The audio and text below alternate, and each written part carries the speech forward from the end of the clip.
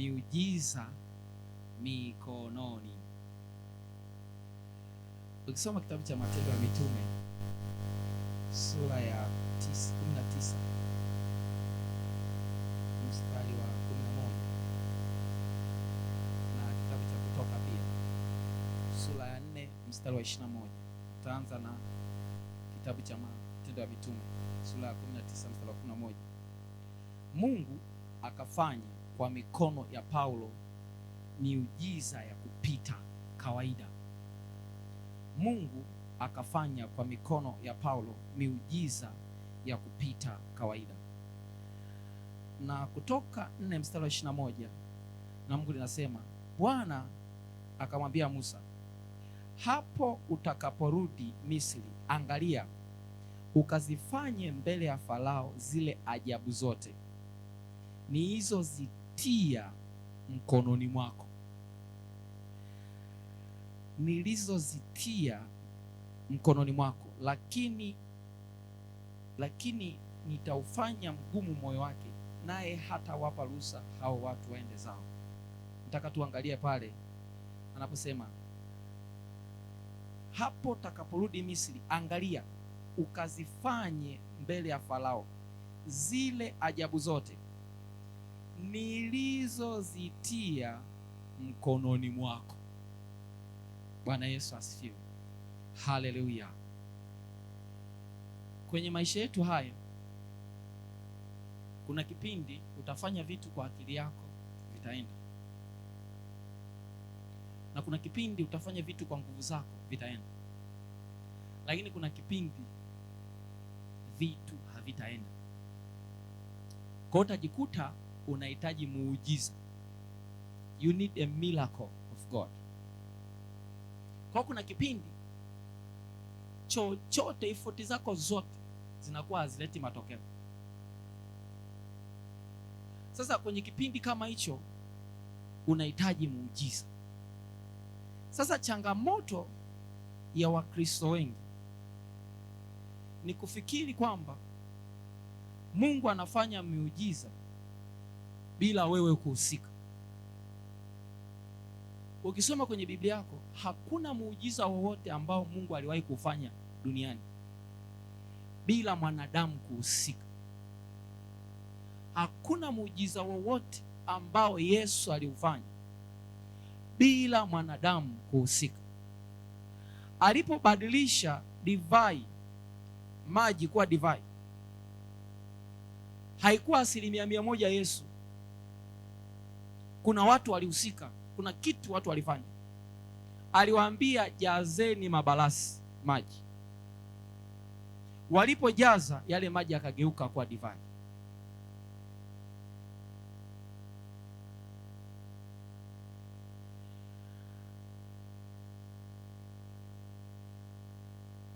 Alipokuwa anataka kuwaponya wenye ukoma, kuna kitu aliwaambia nendeni mkajionyeshe kwa makuhani. Walipokuwa wanaenda, ukoma ukaondoka. Alipomponya kipofu mmoja, alimwambia nenda kajioshe macho yako Siloamu. Akaenda akajiosha akapona. Kwa hiyo unaona kwamba kila miujiza ya kwenye Biblia, kila miujiza ya Mungu kwa namna moja au nyingine lazima na mwanadamu hahusike. Kinachofanya muujiza utokee kwenye maisha yako sio Mungu peke yake, na wewe pia.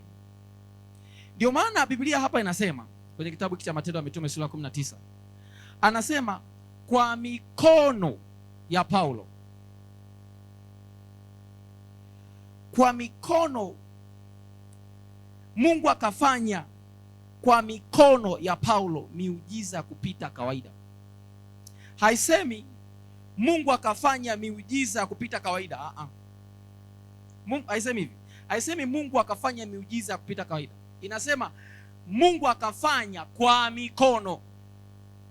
Kwa hiyo lazima kwa namna moja au nyingine Paulo alikuwa anahitajika ili hiyo miujiza iweze kufanyika. Kwa namna moja au nyingine, mikono ya Paulo ilikuwa inahitajika ili hiyo miujiza iweze kufanyika.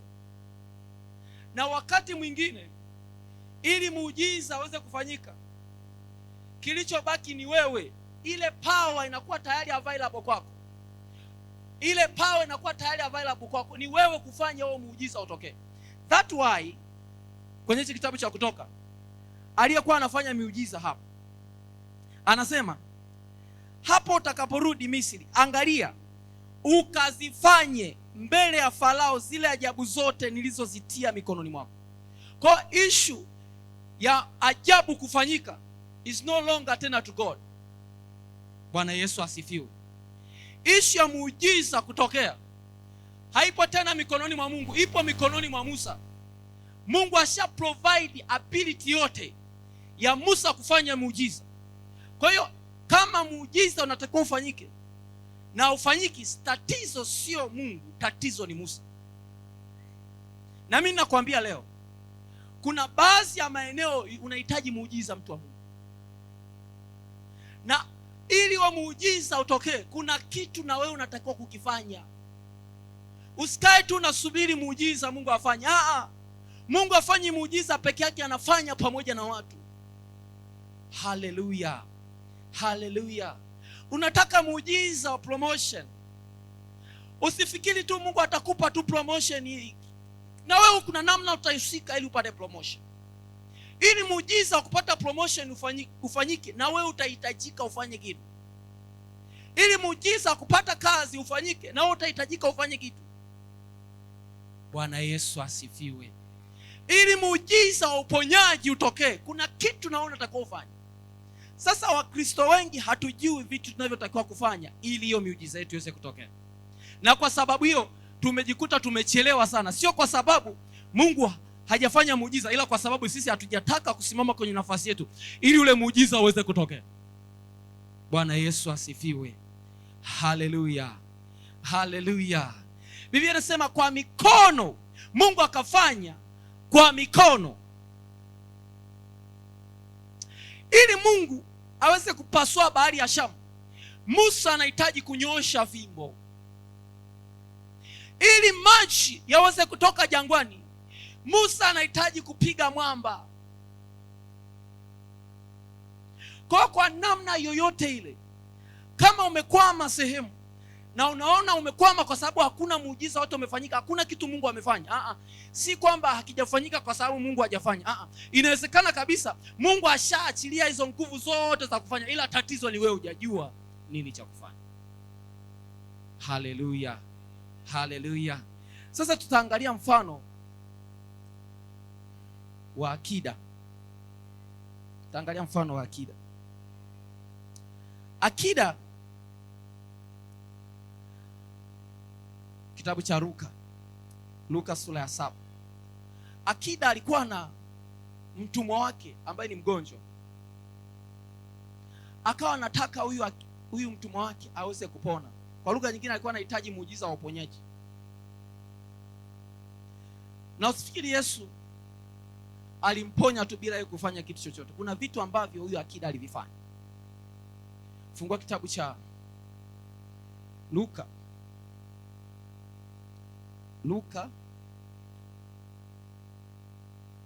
Luka sura ya 7, kwanza ule mstari wa kwanza. Biblia inasema, alipokwisha kuyamaliza maneno yake yote masikioni mwa watu, aliingia Kapernaum. Huyu ni Yesu. Na mtumwa wake akida mmoja alikuwa hawezi, karibu na kufa, naye ni mtu aliyempenda sana. Aliposikia habari za Yesu, alimtuma wazee wa Wayahudi kwake kumwomba aje amponye mtumwa wake.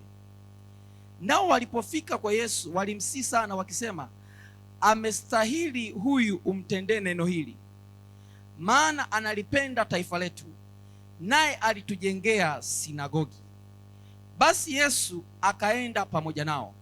Hata alipokuwa si mbali na nyumba yake, yule akida alituma rafiki kwake, akamwambia, Bwana, usijisumbue, maana mimi sistahili wewe uingie chini ya dari yangu, na kwa hiyo nilijiona sistahili mwenyewe kuja kwako, lakini sema neno tu na mtumwa wangu atapona.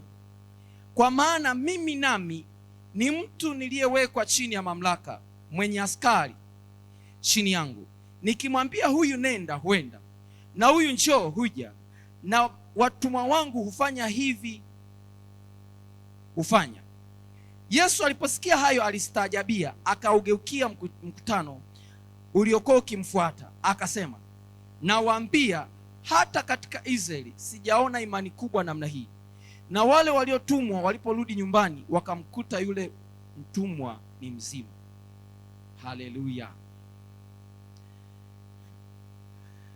Mstari wa pili anasema, na mtumwa wake akida mmoja alikuwa hawezi, karibu na kufa, naye ni mtu aliyempenda sana. Mstari wa tatu anasema, aliposikia habari za Yesu, nani? Bwana Yesu asifiwe. Aliposikia habari za Yesu, sio mtumwa, akida, alituma wazee wa Wayahudi kwake kumwomba aje amponye mtumwa wake. Nilishangaa sana. Huyu mtumwa, Biblia inasema alipendwa na akida, lakini kawaza, ni akida peke yake aliyekuwa anampenda huyu mtumwa? Ina maana huyu mtumwa hakuwa hata na wazazi, hakuwa hata na ndugu wengine, lazima walikuwepo, na inawezekana kabisa walikuwa wanampenda. Sikilize mtu wa Mungu,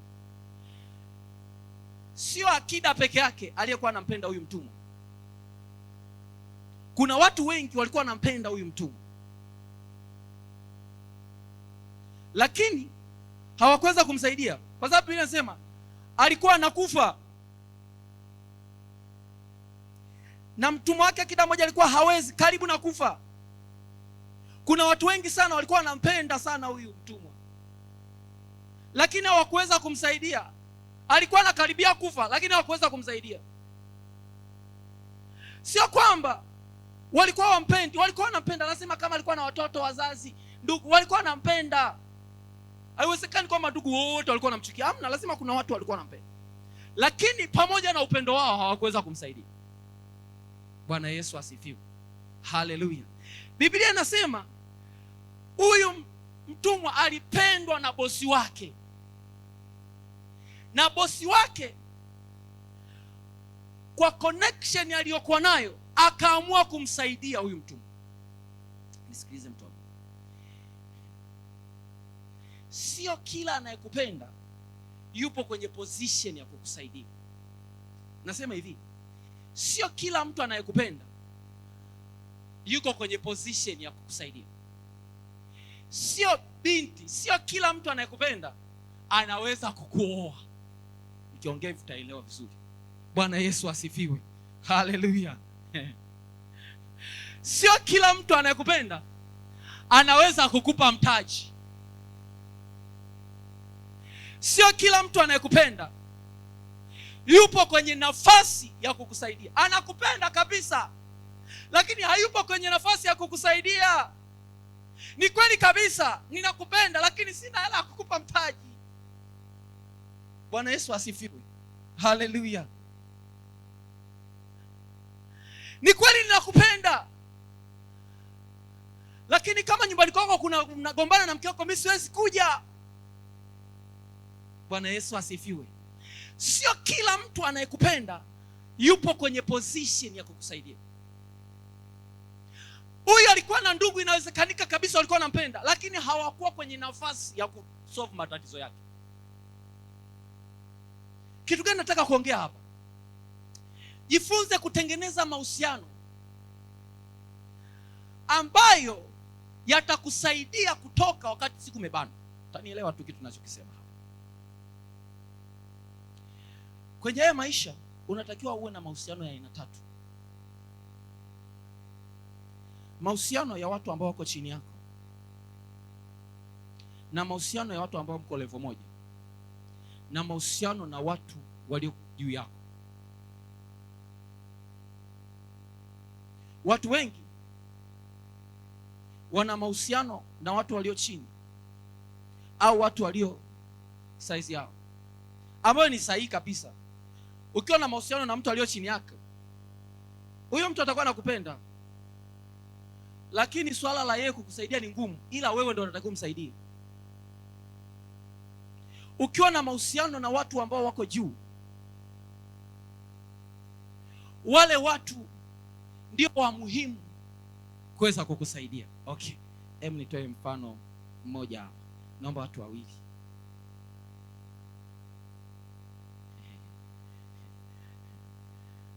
Yes, njoo. Hebu si mnaweza kukatwa. Kaeni tu.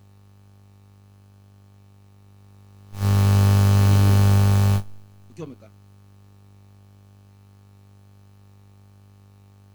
Mnyanyua vipi?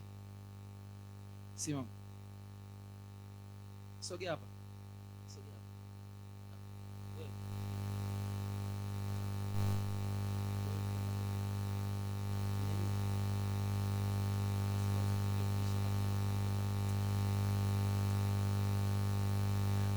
Hakufanya. Weka mfano. Wewe mnyanyue. Bwana Yesu asifiwe. Haleluya. Haleluya. Sasa angalia, watu wengi sana tunatengeneza mahusiano na watu walio chini yetu na watu ambao wako level yetu. Mahusiano hayo ni muhimu, ni mazuri. Mfano, mahusiano ya mtu ambaye yuko chini yako yanakusaidia wewe kumsaidia, lakini wewe mara nyingi, Bwana Yesu asifiwe, na mahusiano na watu ambao wako level yao na shindano na peana changamoto, lakini mahusiano na watu ambao wako juu yanakusaidia wewe kuinuka. Bwana Yesu asifiwe. Haleluya. Sasa angalia, watu wengi sana wanajikuta aidha wanachukiwa au wanawachukia watu ambao wako juu yao. Huyu akida nampenda sana huyu mtumwa. Huyu mtumwa alihakikisha anapendwa na bosi wake. Sikiza kwambie, shoga yako sio anayekulipa mshahara, anayekulipa mshahara sio shoga yako. Unampenda shoga yako kuliko unavyompenda bosi wako. Unajua unaweza kunaongea hivyo, unaweza usinielewe, lakini jifunze pia kuwapenda. Jifunze pia kutengeneza namna wakupende wale ambao wako juu. Haleluya. Haleluya. Kilichomfanya huyu akida amsaidie huyu mtumwa sio kwa sababu huyu mtumwa alikuwa ana sura nzuri sana. Unafikiri kwamba huyu akida alimpenda huyu mtumwa kwa sababu alikuwa ana sura nzuri? Bwana Yesu asifiwe. Akida hakumpenda huyu mtumwa kwa sababu alikuwa na sura nzuri. Huyu mtumwa alikuwa anafanya kazi vizuri za bosi wake. Na kwa sababu hiyo akida akampenda huyu mtumwa. Bwana Yesu asifiwe. Haleluya. Haleluya. Mtu wa Mungu, jitahidi sana kuhakikisha kwamba unatengeneza mazingira watu walio juu yako wakupende. Sasa usitengeneze mazingira ya kinafiki wakupende. Tengeneza mazingira tu ya uaminifu kuhakikisha watu walioko juu yako wanakupenda. Kwa sababu watu walioko juu yako wakikupenda, Mungu anawatumia hao kuleta muujiza wako. Aliyemsaidia huyo mtumwa akapata muujiza wake alikuwa ni akida. Huyo akida alikuwa na connection na Yesu, ingawa sio ya moja kwa moja, lakini ndugu zake wote yule mtumwa hawakuwa na hiyo connection. Alikuwa na connection, ndio maana alienda kuongea na wazee Wayahudi. Wale wazee Wayahudi wakaenda kuongea na Yesu. Bwana Yesu asifiwe. Haleluya. Haleluya. Tengeneza mahusiano mazuri na watu wanaokufanya uishi hapa mjini. Leo nahubiri hekima tu za kawaida za kukusaidia. Yeye ni bosi wako, kila siku unapiga majungu, alafu ndio huyo anakusaidia unakula.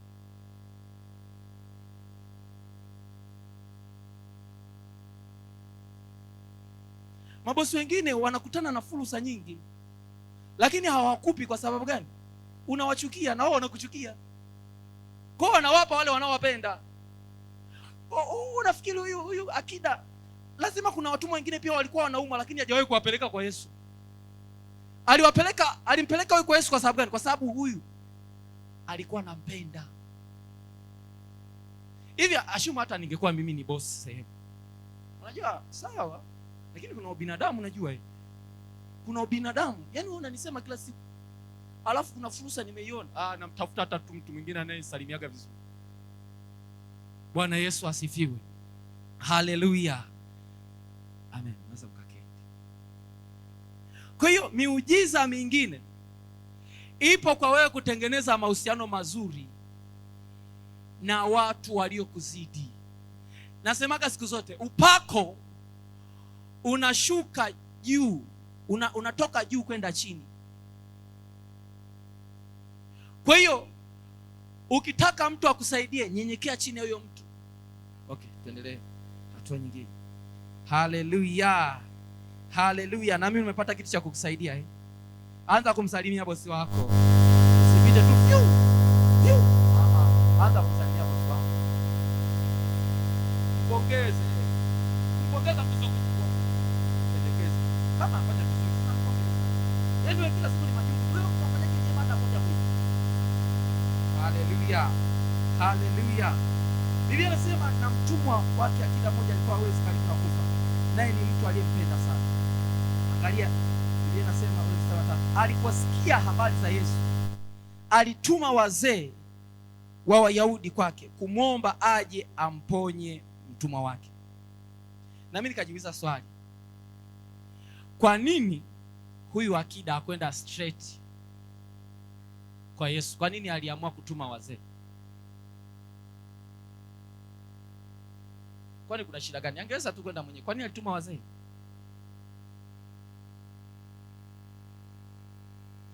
Alituma wazee ndio waende wakamwombe Yesu. Anasema hapa, aliposikia habari za Yesu, alituma wazee wa Wayahudi kwake kumwomba aje amponye mtumwa wake. Kwa nini huyu akida hakwenda moja kwa moja kwa Yesu? Kwa nini alienda kwa wazee? Ndipo hao wazee wakaenda kwa Yesu kumwomba aje amponye mtumwa wake. Kwa sababu hawa wazee walikuwa na mahusiano mazuri na Yesu, lakini huyu akida hakuwa na mahusiano na Yesu. Kwa kipindi kile ilikuwa sio sawa pia mataifa, kwa sababu huyu akida hakuwa Myahudi. Ilikuwa sio sawa kwa Myahudi kuchanganyikana na mtu wa mataifa mengine. Kwa lugha nyingine, huyu akida hakuwa na mahusiano mazuri na Yesu. Lakini Wayahudi hawa wazee walikuwa na mahusiano mazuri na Yesu. Kwa hiyo, kwa sababu hawa Wayahudi, hawa wazee wa Kiyahudi walikuwa na mahusiano mazuri na Yesu, huyu akida akawaomba hao, akawaambia waende wakamwombe Yesu ili aje amponye mtumwa wake. Ili Mungu alete muujiza unahitaji kuomba, lakini pia ili maombi yako yaweze kujibiwa inategemeana sana na mahusiano ulionayo na Mungu. Mahusiano ulionayo na Mungu ni muhimu sana kwa maombi yako kujibiwa. Kilichofanya Mungu Yesu aende kumponya huyu mtumwa wa akida sio mahusiano akida aliyokuwa nayo na Yesu, ila ni mahusiano Wayahudi, wazee wa Kiyahudi waliokuwa nayo na Yesu. Kwa hiyo unapokuwa na mahusiano mazuri na Mungu, Mungu ni rahisi sana kujibu maombi yako. Watu wengi sana maombi yetu hayajibiwi kwa sababu hatuna mahusiano mazuri na Mungu. Kiwango cha maombi yako kujibiwa kinategemea sana na mahusiano ulionayo na Mungu. Ukiweka watu wenye mahusiano yao mazuri na Mungu, listi ya maombi yanayojibiwa ni nyingi kuliko wale ambao hawana mahusiano mazuri na Mungu. Kwa sababu Mungu hakujibu kwa sababu tu umeomba. Anaangalia pia una mahusiano gani na yeye. Kama huna mahusiano mazuri na Mungu, utaomba sana lakini hautajibiwa. Bwana Yesu asifiwe. Haleluya. Haleluya. Kwa hiyo mtu wa Mungu, ili miujiza ya kimungu ifanyike kwako unahitaji kuomba, lakini ili maombi yako yajibiwe unahitaji kuwa na mahusiano mazuri na Mungu. Na njia mojawapo ya kutengeneza mahusiano yako na Mungu vizuri ni kwa kumuinulia Mungu ibada. Ndicho alichokifanya Yakobo. Ndicho alichokifanya Yakobo. Yakobo alisema kwenye kitabu cha Mwanzo 28 mstari wa mwisho kabisa wa 21. Mwanzo 28. Fungua kitabu cha Mwanzo 28 mstari wa 21 na 22. Nitaanzia ule mstari wa 29. Yakobo akaweka nadhiri akasema, Mungu akiwa pamoja nami, akinilinda katika njia niendeayo, na kunipa chakula nile na nguo nivae, nami nikirudi kwa amani nyumbani kwa baba yangu, ndipo Bwana atakuwa Mungu wangu, na jiwe hili nililolisimamisha kama nguzo litakuwa nyumba ya Mungu, na katika kila utakalonipa hakika nitakutolea wewe sehemu ya 10. Huyu ni Yakobo. Anasema wewe Mungu sio Mungu wangu, mpaka sasa hivi wewe Mungu sio Mungu wangu. Kwa hiyo Yakobo hana mahusiano yote na Mungu.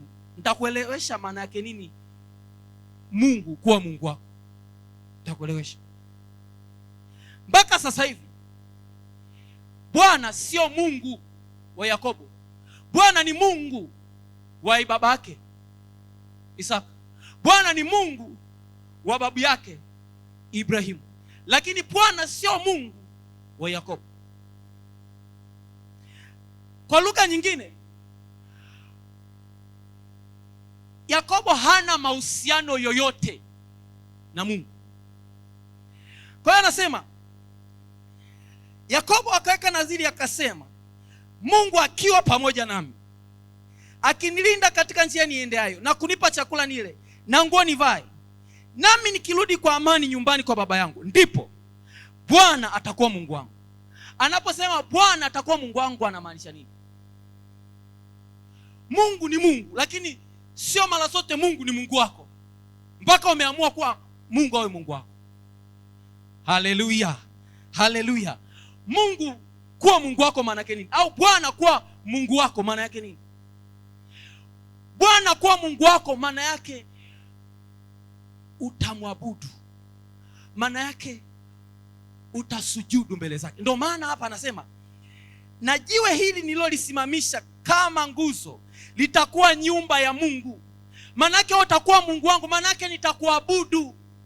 Sikiliza, Mungu awe Mungu wako kwa njia nyingine yote, Mungu anakuwa Mungu wako pale unapoabudu. Bwana Yesu asifiwe. Haleluya. Haleluya. Kwa hiyo ukitaka kutengeneza mahusiano yako mazuri na Mungu, jifunze kumuinulia Mungu ibada za mara kwa mara. Unapomuinulia Mungu ibada za mara kwa mara, unaimarisha mahusiano yako na Mungu. Ndio maana ukiangalia mara kwa mara, Ibrahimu alikuwa akienda mahali fulani anainua madhabahu. Maana yake anamuinulia Mungu ibada. Anaenda sehemu nyingine anamuinulia Mungu madhabahu. Unafikiri alikuwa anafanya nini? Alikuwa anaimarisha mahusiano yake na Mungu kila siku.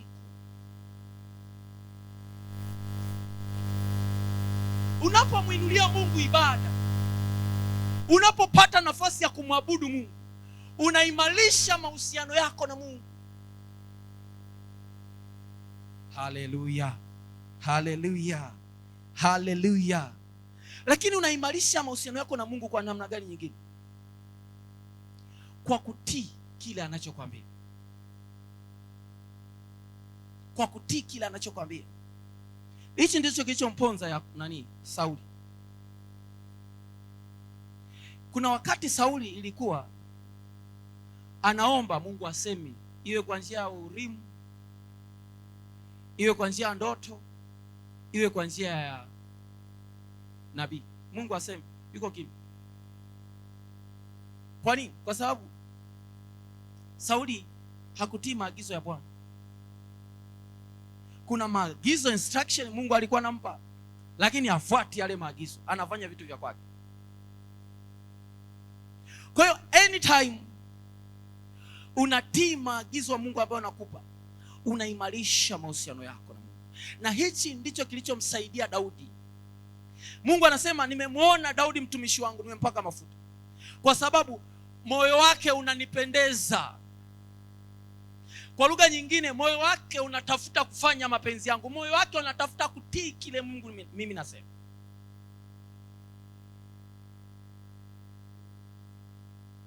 Kwa hiyo ili miujiza ya kimungu itoke kwenye maisha yako unapoomba, tengeneza mahusiano yako na Mungu yakae sawa sawa.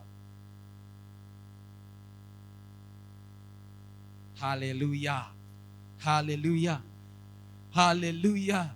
Hapa kwenye mahusiano hapa, mbona kuna namna kama Bwana Yesu asifiwe. Tengeneza, ndio hiyo dozi ya leo. Wewe tengeneza, kama kuna namna hujakaa vizuri na Mungu, rekebisha. Haleluya. Tuangalie kitu kingine. Turudi kwenye kile kitabu cha Luka.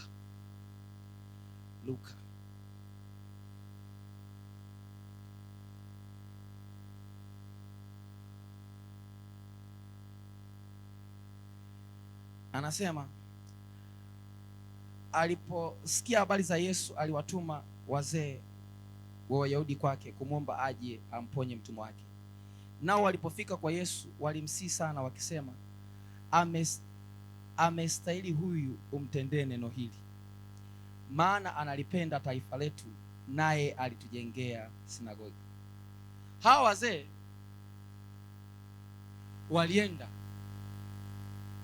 walienda kwa Yesu, wakamwomba Yesu aje amponye mtumwa. Okay. Fungua kitabu cha Matendo ya Mitume. Matendo ya Mitume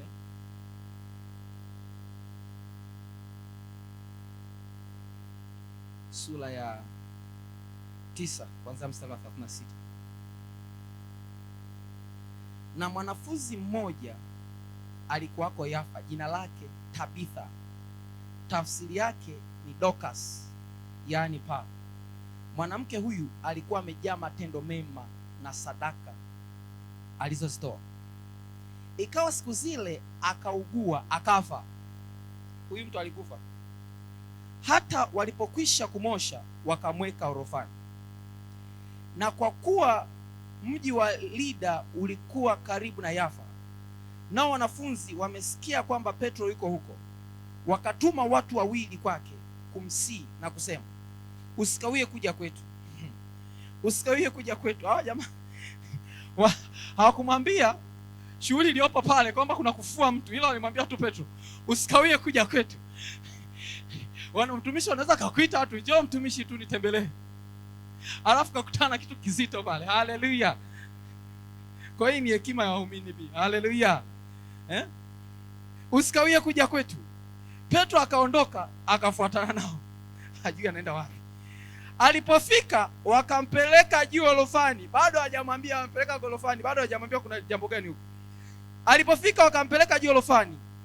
Wajane wote wakasimama karibu naye, wakilia na kumwonyesha zile kanzu na nguo alizozishona Dorcas wakati ule alipokuwa pamoja naye. Bwana Yesu asifiwe. Baadaye unaona Petro anamwombea Dorcas, anafufuka.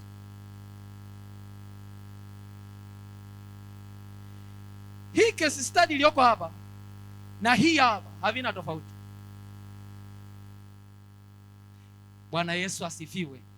Haleluya. Kilichofanya Dorcas afufuke ni maombi ya wao wajane. Kilichofanya Dorcas afufuke ni maombi ya hao wajane.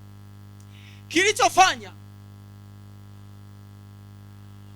Yesu aende kumponya yule mtumwa ni maombi ya wale wazee wa Kiyahudi. Inakuwaje watu wanamuombea kwa mzigo namna hii? Kwa sababu ukisoma habari za wao wazee, Biblia inasema wakamsihi sana. Unapata watu kama hao wanamsihi sana Mungu kwa ajili yako. Unapata watu kama hao wanamlilia Bwana kwa ajili yako. Hawa watu waliwezaje kuwapata watu hawa? Bwana Yesu asifiwe. Haleluya. Angalia Dorcas, kuna kitu alikuwa anakifanya. Angalia huyu akida, kuna kitu alikuwa anakifanya. Biblia inasema huyu akida aliwajengea Wayahudi sinagogi. Lakini huyu Dorcas alikuwa anawashonea wajane kanzu.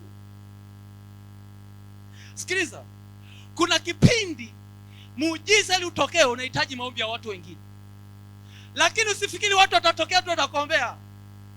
Kilichosukuma hawa jamaa wasimame kuomba ni sadaka.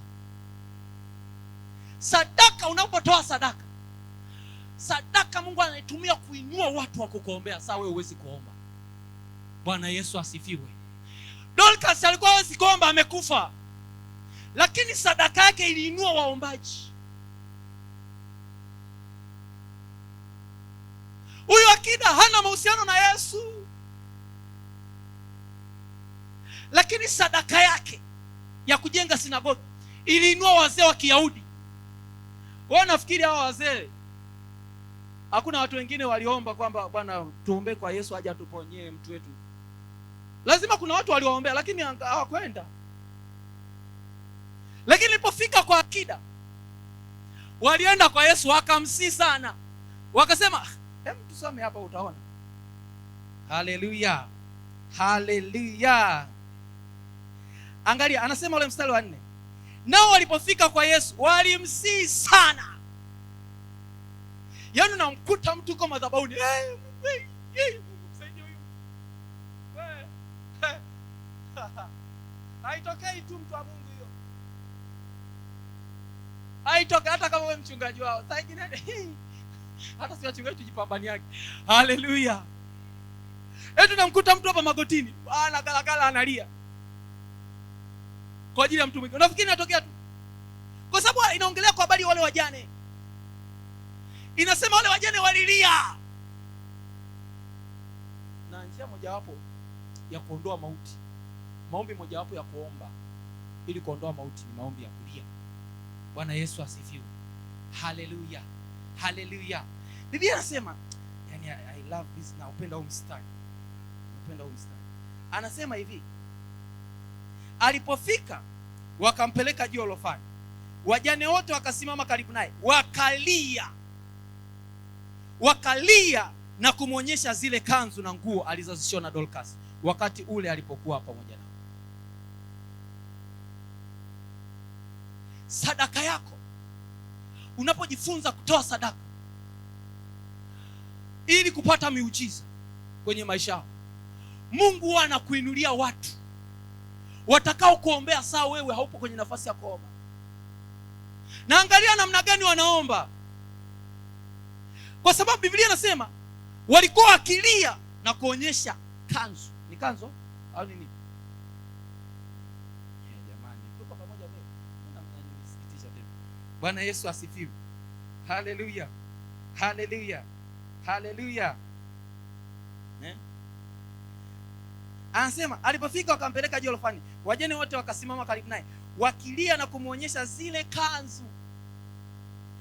Yani hii sadaka imeinua watu wa kumwombea. Lakini si tu imeishia hapo. Hii sadaka wanaitumia hawa waombaji kwenda kuomba kwa Mungu.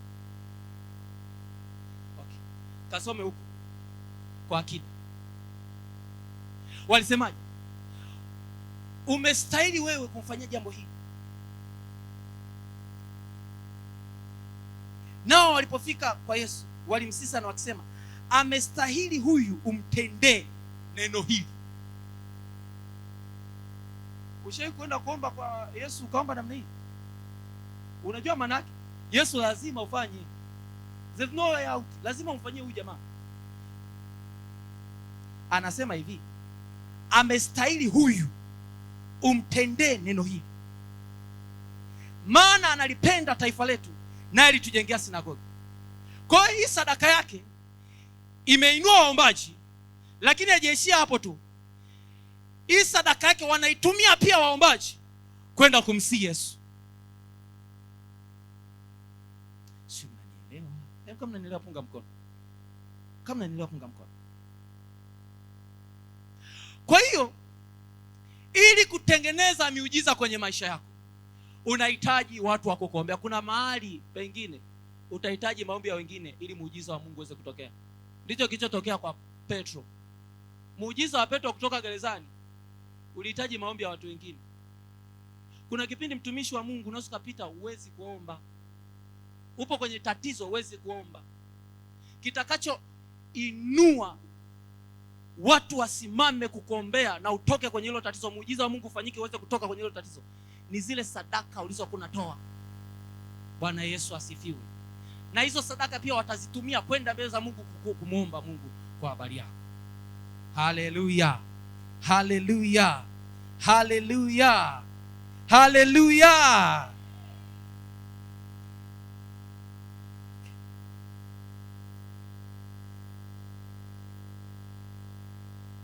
Ule mstari wa 5 anasema, maana analipenda taifa letu naye alitujengea sinagogi. Okay, mkuongezee kingine. Kitafakari neno saa nyingine ni zuri sana, watumishi wa Mungu. Bwana Yesu asifiwe. Haleluya. Anasema hivi, nao walipofika kwa Yesu walimsihi sana wakisema, amestahili huyu umtendee neno hili, maana analipenda taifa letu. Nataka tu nielezee hapa, maana analipenda taifa letu. Hii sadaka ni kitu kingine. Na unajua, yes of course, huwezi kupenda bila kutoa. Lakini upendo ni zaidi ya nini? Ya kutoa, si ndio? Biblia inasema amestahili huyu umtendee jambo hili. Amestahili huyu umtendee neno hili, maana analipenda taifa letu. Yaani Yesu unataka umfanyie huyu jamaa. Kwa nini unataka umfanyie? Kwa sababu analipenda taifa letu. Unajua maana ya taifa? Kuna tofauti kati ya taifa na nchi. Nchi ni kitu kingine na taifa ni kitu kingine. Nchi ni ardhi, taifa ni watu. Kwa lugha nyingine, Yesu unataka umtendee huyu jambo hili kwa sababu anawapenda watu wako. Watu wa Mungu kipindi hicho walikuwa ni Waisraeli. Haleluya. Haleluya. Haleluya. Biblia inasema kwamba Mungu alikuwa anamwambia Musa, anamwambia Farao kwamba, Farao, waachilie watumishi wangu Israeli. Israeli walikuwa ni watumishi wa Mungu, walikuwa ni watu wa Mungu. Kwa hiyo huyo akida alikuwa anawapenda watumishi wa Mungu, alikuwa anawapenda watu wa Mungu. Na huku kuwapenda watu wa Mungu kulikuwa na faida, kwa sababu Biblia inasema amestahili huyu mtendee neno hili. Kwa sababu ya kwanza ni mtoaji wa sadaka, lakini sababu ya pili analipenda taifa letu, anawapenda watu wako. Wewe unampenda nani?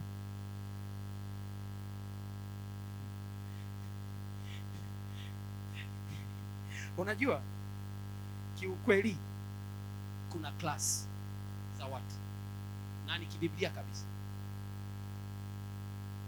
Okay, hebu pause kwa habari ya Agano la Kale, tuje kwenye Agano Jipya. Kwenye Agano Jipya kuna class kama 4 hivi za watu. Kuna watu wa Mungu. Watu wa Mungu ni kila mtu duniani, ni mtu wa Mungu. Kuna watoto wa Mungu na kuna wana wa Mungu. Ni class 3, sio 4. Nasema hivi, kuna watu wa Mungu, kuna watoto wa Mungu na kuna wana wa Mungu. Mara nyingi sana wana wa Mungu ndio wanafanywa kwa watumishi wake. Sasa angalia, Biblia inasema kwenye Agano la Kale, Israeli ni mtumishi wangu.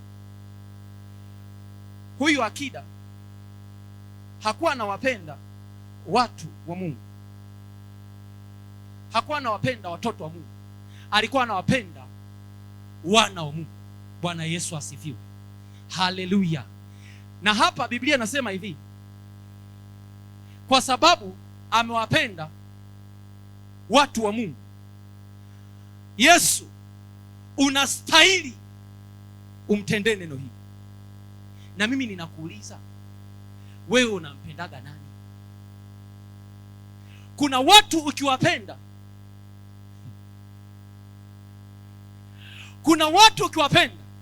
ukiwa unapita kwenye changamoto na unahitaji muujiza, ukamwomba Mungu, Mungu anatokea.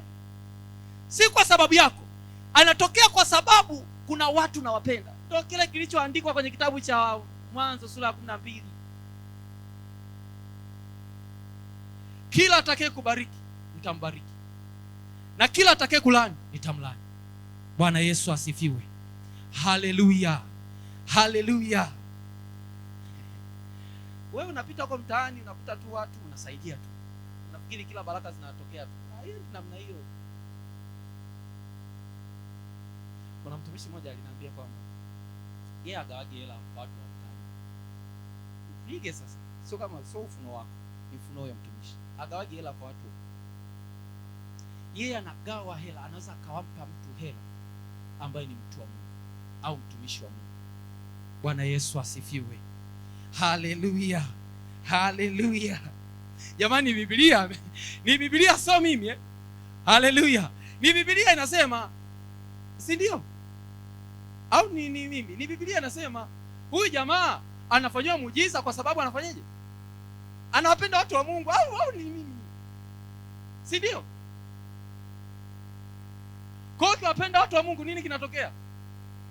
Mungu anabananishwa kuja kukusaidia.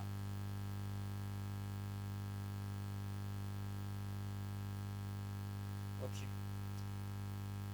Mtumishi, mimi nasema neno. Haleluya.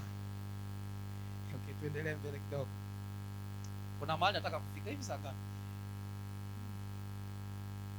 Okay, kuna mahali nataka kufika. Maana analipenda taifa letu, naye alitujengea sinagogi. Basi yule akida pamoja nao, hata alipokuwa si mbali. Basi Yesu akaenda pamoja nao, hata alipokuwa si mbali na nyumba yake. Yule akida alituma rafiki kwake, akamwambia, Bwana, usijisumbue, maana mimi sistahili wewe uingie chini ya dari yangu. Sasa huyu nani akida? Mbona kama naye yuko serious? Bwana Yesu asifiwe sana, haleluya. Yaani amemtoa Yesu huko aliko, sijui alikuwa wapi. Si ule mstari wa ngapi? Ule mstari wa 3 anasema, aliposikia habari za Yesu alimtuma wazee wa Wayahudi kwake kumwomba aje amponye mtumwa wake. Maana yake alimwomba aje wapi? Nyumbani kwake. Sasa Yesu anakaribia kufika nyumbani, akida anamzuia. Huyu akida ana shida gani? Akida anamzuia asije. Basi Yesu akaenda pamoja nao, hata alipokuwa si mbali na nyumba yake. Yule akida alituma rafiki kwake, akamwambia, Bwana, usijisumbue, maana mimi sistahili wewe uingie chini ya dari yangu. Okay, ina maana mara ya kwanza alipokuwa anamwambia Yesu aje, alikuwa hajui kwamba hastahili Yesu kuingia nyumbani mwake. Kwa nini sasa hivi? Hebu nikutolee tu mfano halisi. Mtu labda yuko mjini, natuma watu kwamba naombeni jamani, kanitie mtu fulani yuko mjini aje anibebe hapa, au bodaboda. Huu ni ugomvi mkali. Bwana Yesu asifiwe. Unamwambia bodaboda aje akubebe, anafika hapo, unamwambia nimepata bodaboda nyingine. Hiyo itakuwa ni shughuli. Haleluya. Kwa nini huyu akida before kuona kwamba hastahili Yesu kuingia dalini mwake. Kwa nini sasa hivi Yesu amekaribia karibu na nyumba, alafu anaona kwamba Yesu hastahili kuja kuingia kwenye nyumba yake? Tofauti yake ni nini?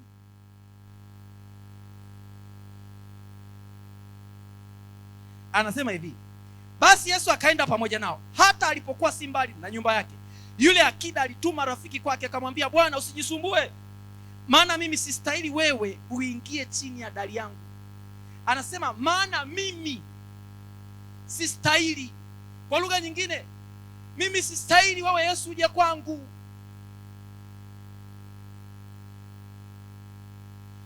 Kwani mara ya kwanza alikuwa alioni hilo?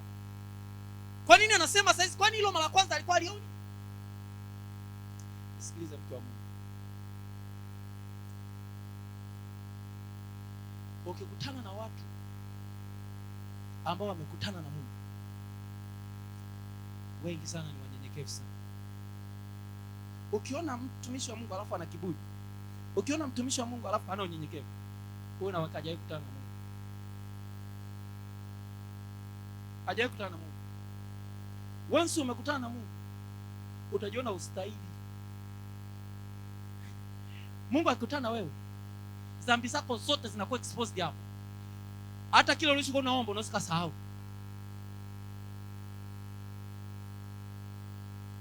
Ndio maana watumishi wengi sana waliokutana na Yesu kabisa, they are so humble, kwa sababu wanajua tu hawamtumiki Mungu kwa sababu they deserve. Wanajua kabisa tunamtumikia Mungu kwa sababu ya neema tu. We don't deserve him. Ndicho kilichokuwa kwa huyo mtumishi, kwa huyo mkati. Ghafla Yesu alipoanza kutokea karibu na nyumba yake, ule utukufu wa Mungu ukaanza kumexpose. Hivi Yesu akija hapa, angalia kuna nini pale kwa nyumba yake? Kuna nini pale? Unataka Yesu aingia? Akajiona jinsi ambavyo hastahili.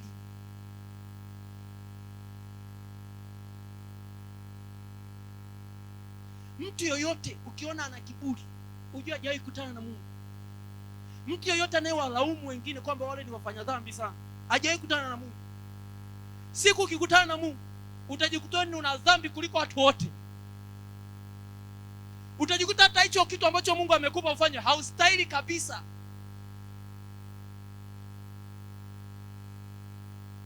Bwana Yesu asifiwe. Huyu akida akajiona hastahili, nina madhambi. Ndicho kilichotokea kwa Petro. Kaangalie Petro kimkuta nini? Baada ya Yesu kuingia kwenye boti yake, akajidhihirisha. Yaani, subiri kwanza Yesu ajidhihirishe ndio utajua wewe uko. Yesu alipoingia kwenye boti akajidhihirisha, Petro anasemaje? Ondoka kwangu, mimi ni mwenye dhambi.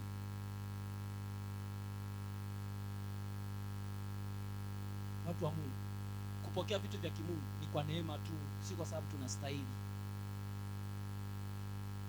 Ukiona Mungu amekupa nafasi sehemu, ni kwa neema tu, si kwa sababu na haki sana. Ukiona biashara yako inaenda, usimtukane ambaye biashara yake haiendi, ni kwa neema tu, mtu wa Mungu. We don't deserve, hatustahili chochote kwake. Yesu akikutokea chumbani kwako, utajiona jinsi ambavyo haustahili. Huyu akida alikuwa alioni hilo. Ghafla Yesu alipozidi kukaribia, akajiona jinsi ambavyo hastahili. Anasema sistahili wewe Yesu, mimi sistahili wewe uje kwangu. Na Petro anasema hivyo hivyo. Ondoka kwangu, mimi ni mwenye dhambi. Utukufu wa Mungu ukijifunua kwako, udhihirisho wa Yesu ukija kwako, unaanza kuona jinsi ambavyo you don't deserve anything from him. Na ndio maana rehema za Mungu ni nyingi. Ndio maana fadhili za Mungu ni nyingi. Unaweza kumlaumu Mungu, kwa nini hajakupa hicho, kwa nini hajakupa hiki? Akikutokea. Bwana Yesu asifiwe. Yeye utajiona hata jinsi hivi Mungu anakuwa ni ananijibu maombi yangu. Hivi kumbe ananijibu tu, ananihurumiaga tu, lakini I don't deserve anything from him.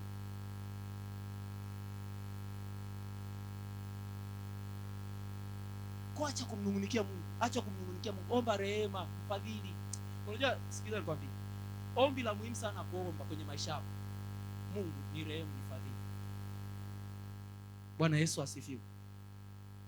Mungu ni rehemu, ni fadhili. Ndio maana anasema hivi, na tukisogelea kiti cha neema ili tupate rehema, neema na rehema zake za kutusaidia wakati wa mahitaji. Yaani kadri unavyozidi kuomba rehema na fadhili, Mungu anakupa hizo rehema na fadhili. Saa unahitaji kitu, Mungu akupi kwa sababu you deserve. Mungu anakupa kwa sababu anao, akikuangalia kuna rehema na fadhili zake kwako. Bwana Yesu asifiwe. Haleluya. Akida akasema, sistahili mimi wewe uingie kwangu. Mungu, najua hata hivi vitu unavyonipa ni neema tu mimi, lakini I don't deserve anything from you. Haleluya. Haleluya. Yes, tutafanikiwa kuomba hapa.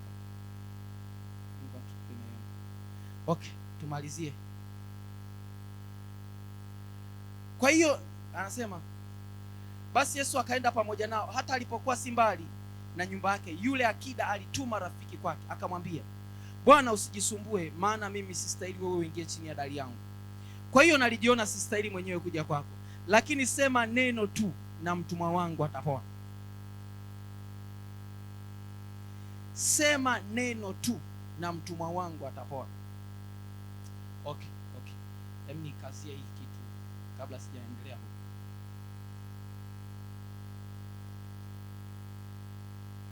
Ukiona watu wanamtumikia Mungu, vitu vinafanyika, sio kwa sababu wale watumishi wana haki sana mbele za Mungu. Bwana Yesu asifiwe sana. Hawana haki, ni Mungu tu ameamua kuwatumia na madhaifu yao. Kwa hiyo watumishi nao wana madhaifu yao mengi kabisa. Mengi kabisa. Saa nyingine unaweza kawa mengi kuliko ila Mungu anayafunikaga tu. Haleluya. Yes, kwa hiyo usije ukamwona mchungaji wako ni very perfect, hamna, ana weakness nyingi tu. Kwa hiyo Mungu anaamua kumtumia kwa sababu ya wingi wa rehema zake, ya wingi wa neema yake. Kwa hiyo nalijiona sistahili mwenyewe kuja kwako, lakini sema neno tu na mtumwa wangu atapona. Kwa maana mimi ni mtu niliyewekwa chini ya mamlaka, mwenye askari chini yangu. Nikimwambia huyu nenda, huenda, na huyu njoo, huja, na mtumwa wangu fanya hivi, hufanya. Yesu aliposikia hayo alistaajabu, akaugeukia mkutano uliokuwa ukimfuata, akasema, nawaambia hata katika Israeli sijaona imani kubwa namna hii. Na wale waliotumwa waliporudi nyumbani wakamkuta yule mtumwa ni mzima. Nilitafakari sana hapa. Kwa nini Yesu alisema huyu jamaa ana imani kubwa namna hii? Hii imani anayoelezea hapa ni imani ipi? Nilikuwa naanza kujichunguza. Hata katika Israeli sijaona imani kubwa namna hii. Kwa sababu mpaka sasa hivi Yesu alikuwa ashaponya watu wengi sana. Kwa nini kwenye process ya kumponya huyu mtu anamwambia sijaona imani kubwa namna hii? Kitu gani kilifanya imani ya huyu jamaa ionekane kubwa kuliko imani za watu wengine ambao Yesu aliwasaidia kuwaponya wagonjwa wao?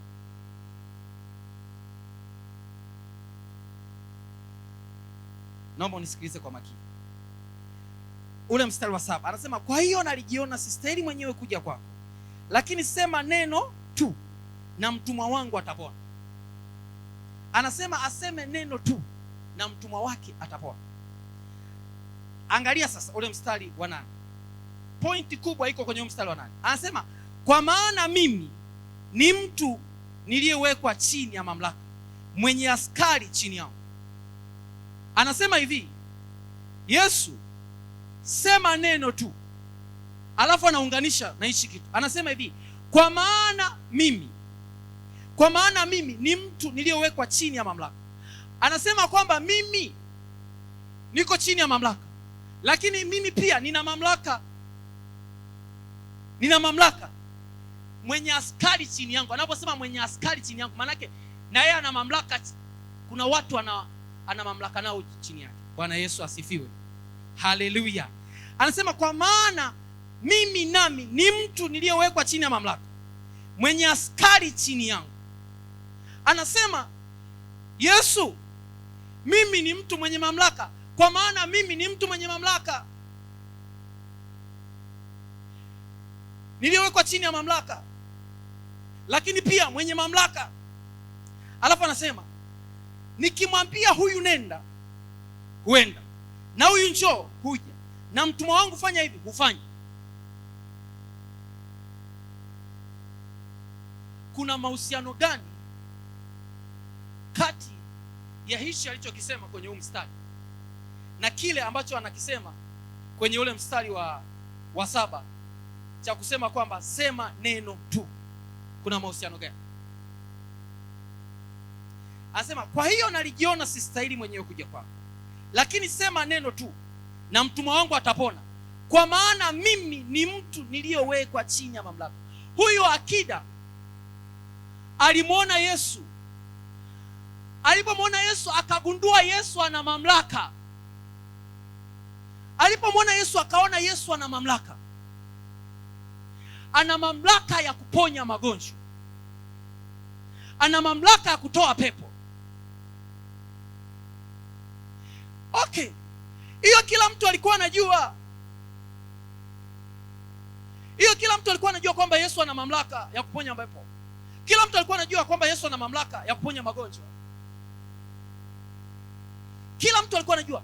Kitu gani akida alichokiona ambacho wengine hawakukiona? Biblia inasema kwa maana mimi nami ni mtu niliyewekwa chini ya mamlaka, mwenye askari chini yangu.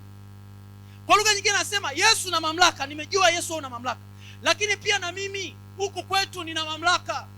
Ninajua mamlaka zinavyofanya kazi. Wewe Yesu nimegundua una mamlaka, lakini na mimi huku kwetu nina mamlaka. Kwa hiyo ninajua mamlaka zinavyofanya kazi. Ili mamlaka ifanye kazi, sio lazima wewe Yesu uende. Mamlaka haifanyi namna hiyo. Mtu mwenye mamlaka anatumia tu neno. Bwana Yesu asifiwe. Haleluya, haleluya. Ndio maana hapa nasema mtu mwenye mamlaka anatumia tu neno. Ndio maana hata yeye alikuwa anatumia neno. Anasema hivi, nikimwambia huyu nenda, huenda, na huyu fanya hivi, hufanya hivi. Kwa hiyo nimegundua kwamba wewe Yesu na mamlaka, lakini pia ninajua kwamba namna gani mamlaka zinafanya kazi. Mamlaka zinafanya kazi vizuri kupitia neno. Haleluya, haleluya, haleluya. Na kwa sababu hiyo wewe Yesu stahili kuja kwangu, kwa sababu nimegundua una mamlaka, na mimi ninajua mamlaka zinazofanya. Wengi walikuwa hawajui hiyo. Wengi walikuwa wakimuita Yesu, wanataka Yesu aende awaponye, awekee mikono awaponye.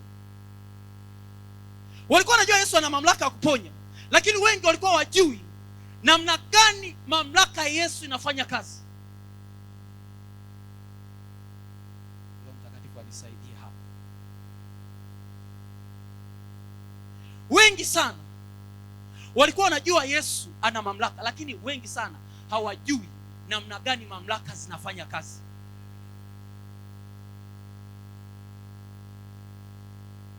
Unaweza ukawa unajua Yesu ana mamlaka ya kukusaidia muujiza ukatokea, lakini usijue namna gani Yesu anaitumia hiyo mamlaka ili kuleta muujiza. Huyu akida alijua namna gani Yesu anatumia mamlaka kuleta muujiza. Na Biblia inasema akamwambia, kwa hiyo nalijiona sistahili mwenyewe kuja kwako, lakini sema neno tu na mtumwa wangu atapona. Njia mojawapo ambayo Yesu anatumia kufanya miujiza ni kwa kusema neno. Ndio maana usisubiri mtumishi aje akuwekee mkono. Ndio maana usisubiri kitu fulani kifanyike. Ukiona tu neno limeachiliwa, uwe na uhakika tayari huo muujiza wako umeachiliwa. Bwana Yesu asifiwe. Ukiona tu neno limeachiliwa, jua hiyo ni njia mojawapo ambayo Mungu anaitumia kuachilia miujiza. Bwana Yesu asifiwe.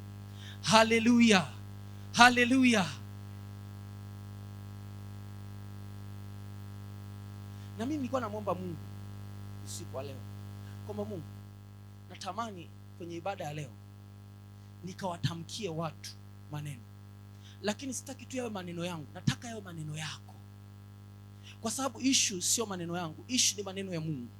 Bwana Yesu asifiwe. Kwa sababu haya maneno ndiyo yaliyofanya huyu mgonjwa akapona. Bwana Yesu asifiwe. Kilichosaidia kuondoa tatizo la huyu mtu haraka ni lile neno. Na mimi najua kuna neno ambalo Mungu amenipa kwa ajili yako siku ya leo. Haleluya, haleluya, haleluya. Kwa hiyo mtu wa Mungu, usisubiri nije nikuguse, usisubiri nije nikuguse, utachelewa. Ukiona nimeanza kutamka neno, unajua kuna kitu Mungu anafanya kwenye maisha yako. Bwana Yesu asifiwe. Simama tu hapo, simama tu hapo, simama tu hapo. Rabashatakarabasa. Kuna miujiza mingine ili iweze kutokea kwako haraka haraka, unahitaji kutamkiwa tu neno. Wengi tunamfahamu Hana. Wengi wanafikiri kwamba kilichofanya Hana akapata mtoto ni maombi yake tu peke yake. Hapana. Kuna declarations za kuhani Eli. Eli alimtamkia maneno, na alipomtamkia tu yale maneno yakaenda kutokea. Na mimi kuna vitu ambavyo Mungu ataniongoza siku ile kukutamkia, na I'm sure vitaenda kutokea kwenye maisha yako. Kumbuka, ili uweze kutoka ulipokwama, ili muujiza wa Mungu utokee kwako, ili mamlaka ya kimungu itokee idhirike kwako, kukondolea matatizo, unahitaji Yesu aje mpaka nyumbani kwako. Unahitaji tu neno, kama yule kwa akida akasema, tamka tu neno. Nimejua wewe unaondoa matatizo kwa kutumia mamlaka, na mamlaka inafanya kazi kupitia neno. Naamini kabisa kuna neno ambalo Mungu ameandaa kwa ajili yako leo. Haleluya, haleluya, haleluya. Kuna neno la uzao ambalo Mungu ameandaa kwa ajili yako leo. Kuna neno kwa habari ya promotion ambalo Mungu ameandaa kwa ajili yako leo. Kuna neno kwa habari ya transformation ya maisha yako ambalo Mungu ameandaa kwa ajili yako leo. Nampenda huyu akida. Akasema, Yesu sisumbuke kuja kwangu. Yesu sisumbuke, nimejua mamlaka ulionayo. Wewe unafanya vitu hata usipokuwepo mahali, kwa sababu ndivyo mamlaka zinavyofanya. Mamlaka hazifanyi vitu mpaka mtu aende. Mamlaka zinafanya vitu pale tu mwenye mamlaka anapotamka neno. Haleluya, haleluya, haleluya. Shatakaraba. Akida akasema, tamka neno. Yesu, ninajua kabisa wengi wanajua mamlaka yako mpaka uwepo pale ndio inaonekana, lakini mimi ninajua Yesu, mamlaka yako ya kufanya miujiza sio lazima wewe uwepo pale ndio itokee. Ninajua kabisa mamlaka yako inawafikia watu kupitia neno. Lekatayadisha talaya. Sikiza mtu wa Mungu, ili maisha yako yawe transformed, ili maisha yako yabadilike, you need the word of God. Kilichobadilisha maisha ya Mariamu na kuwa mtoto, na kuwa na mtoto Yesu, ni neno. Neno. Tamka neno. Ndicho akida alikisema. Utachelewa sana mpaka ufikirie mpaka Yesu aje akufikie. Utachelewa sana.